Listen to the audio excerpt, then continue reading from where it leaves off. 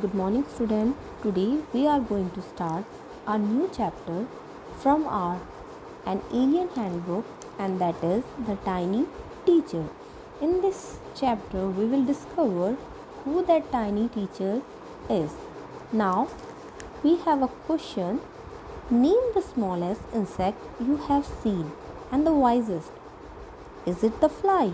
No, it isn't. Is it the mosquito? No, not the mosquito. Then it must be the worm. No, none of these. It is the ant, the commonest, the smallest, but the wisest insect. The story of an ant's life sounds almost untrue, but people have kept ants as pets and have watched their daily behavior closely. So we know a number of facts about this tiny, hardworking, and intelligent creature. Have you ever thought, how do ants talk to each other? They use their feelers or antennas to talk to other ants by passing messages through them. Watch a row of ants moving up or down the wall. Each ant greet all the other coming from the opposite direction by touching their feeler. In this way, they pass messages to other ants. There are many kinds of ants, but the most common are black or red ants. We have seen them since we were children, but haven't paid enough attention to them. Now, the second question is, where do they live? The ants live in ant hills or the nest. Each and every ant hill or nest have hundreds of little rooms and passages. In some of these rooms, the queen ants lays eggs, and other used as nurseries for the young ones. The young ones of the ants are called grub. Workers and soldiers have their separate rooms. In an ant hill, worker ants spend most of their time in searching of food, and some rooms in ant hill are used as storehouses for this food. Soldiers have separate barracks in ants hill. No worker ant has ever tried to live in a soldier's house. No soldier has ever gone out searching for food. No worker or soldier or cleaner has ever harmed a grub. So you see, an ant's life is very peaceful.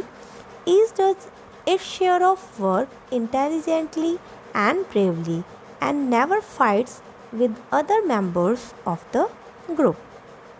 In this part, we will know some fact about queen ant.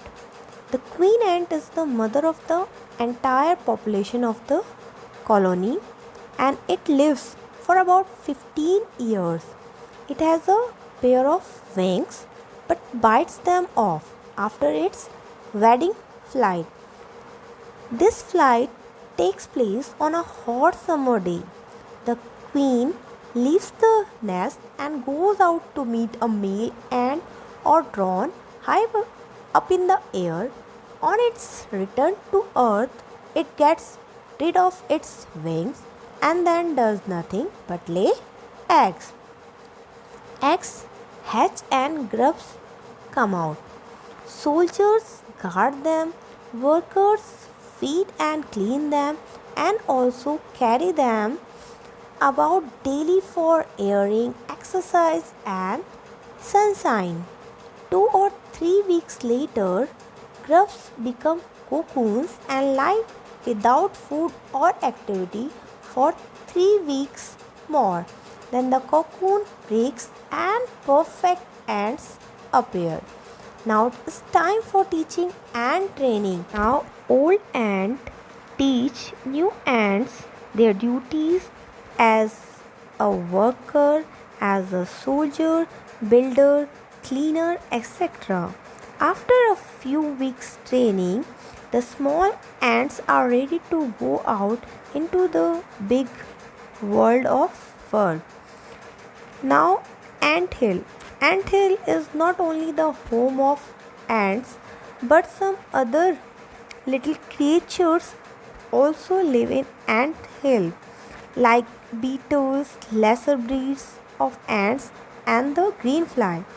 Why do ants want these alien creatures to live in their nest? There are many reasons. Some creatures give off smell pleasant to the ants' senses. Some other give sweet juices, and some are just as pets. Like human beings keep dogs and cats, the ants also kept them as pets or plaything. The green fly is the ant's cow. The ants train it to give honeydew like milk with a touch of their antennas or the feelers. They milk it just as we milk the cow. Have humans learned as much as ants have? Perhaps they have, but they have not put their learning to good use. They may still learn a few things from this tiny teacher, and these things are hard work, sense of duty and discipline, cleanliness, care for the young ones, and the most important, a firm loyalty to the land where they live.